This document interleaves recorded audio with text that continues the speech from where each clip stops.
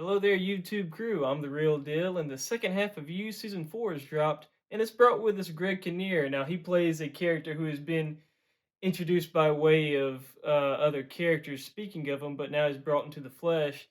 And I tell you what, it's always great to see Greg Kinnear. So, keeping it broad, I was very pleased with how this season went, where it left its characters, where it's open to in the next season. Um, I thought there's good closure. I was a little hesitant about a certain revelation and how that would affect the story, but more so how it would affect Joe as his growth of a character. Because I was hold off on that until towards the end of this. Okay, on my review of the first half of season 4, I made the prediction that we'd get some recontextualization that would paint Joe in a lesser light, but man, was I thinking small on that. See, I was thinking completely on the romantic end, but it was, man, the entirety of what was going on. So, spoilers. Um, Joe had a bit of DID this season. I noticed in the first half that his dark Avenger tendencies had been subdued, uh, and it could have been through uh, some self improvement, like he was trying with his romantic fixations, right?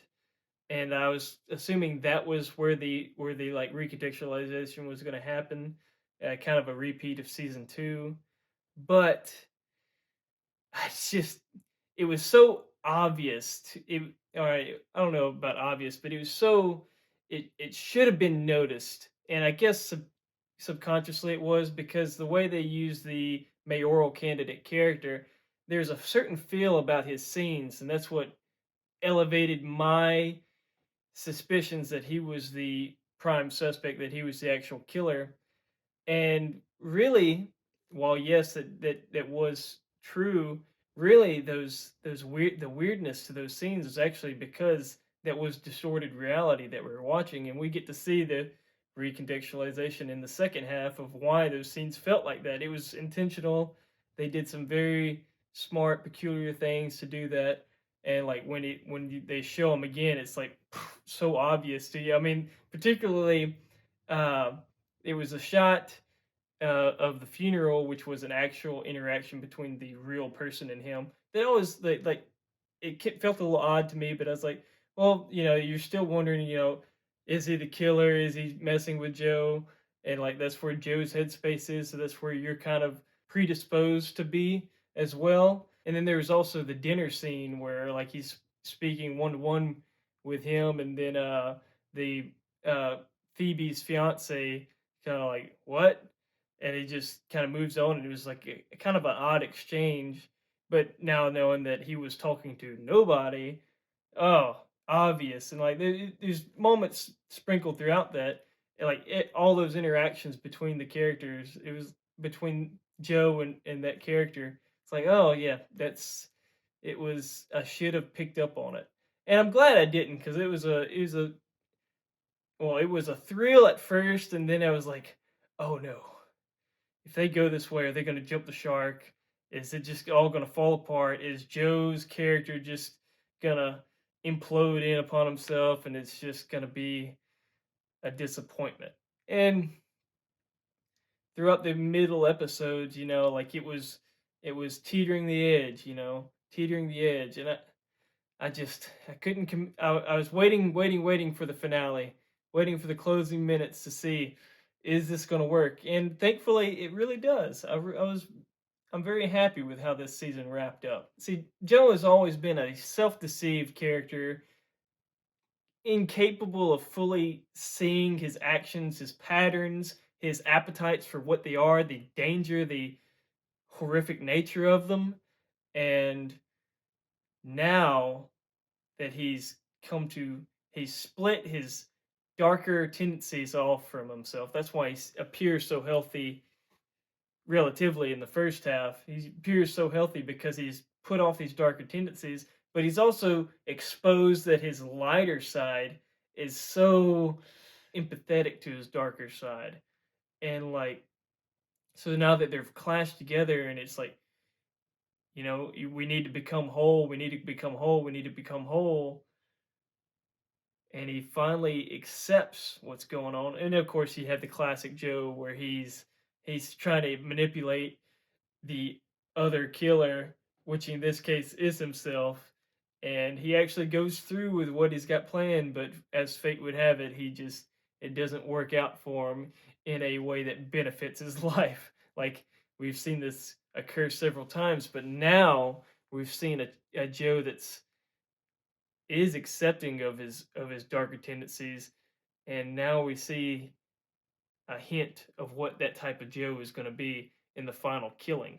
In the final killing, he kills somebody with just efficiency, not thinking about it, uses it to the utmost advantage that it has to manipulate others around him. And it's a character that he would never before rationalize as being worthy of death.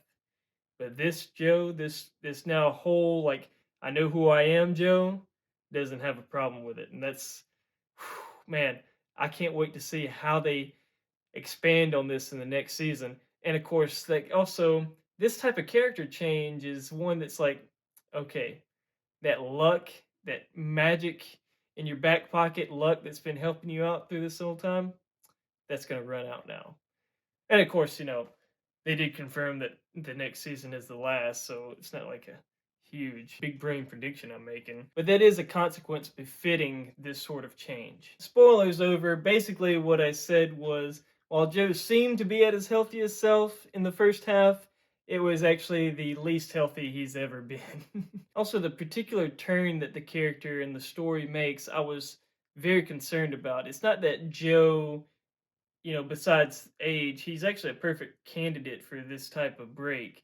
But I was worried about the storytelling, the themes that they were doing, the consequences that are set before him.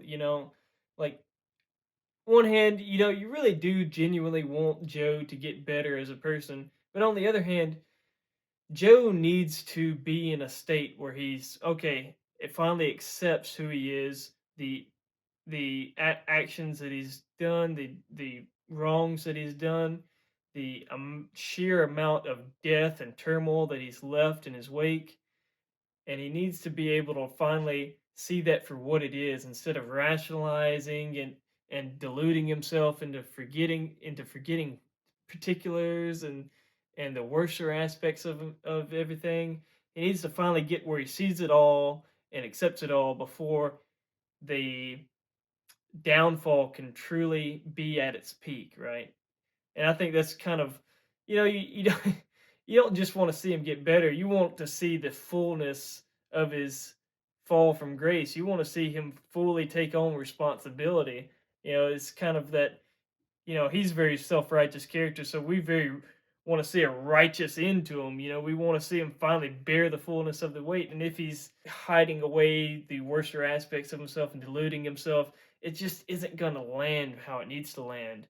But now that the season has ended and we've seen him as a character fully embrace this stuff, and especially in that last kill, yeah, I think season 5 is primed for to be the end of the show, to be the maximalized end of the show, and finally bring back to bear everything he's done wrong and put him away, lock him up, make him rot.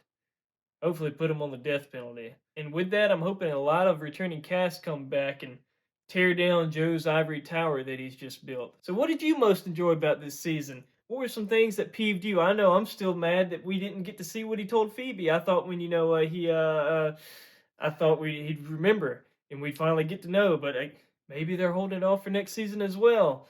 Um, and if you still haven't watched You, man, if you like serial killer stuff like that Hannibal Lecter, Dexter stuff, man, give it a watch. You're gonna enjoy this a lot.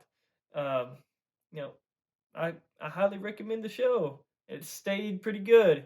It's I'd say season 4 is still the I don't know, I haven't rewatched it in a while. I know season 2 is probably the best, I'd say, in my opinion. Season 1 and season 3 are both very high. I put this just below them, all 8 out of 10 at least. I enjoyed a lot. I think you would too. I'm the real deal. Goodbye.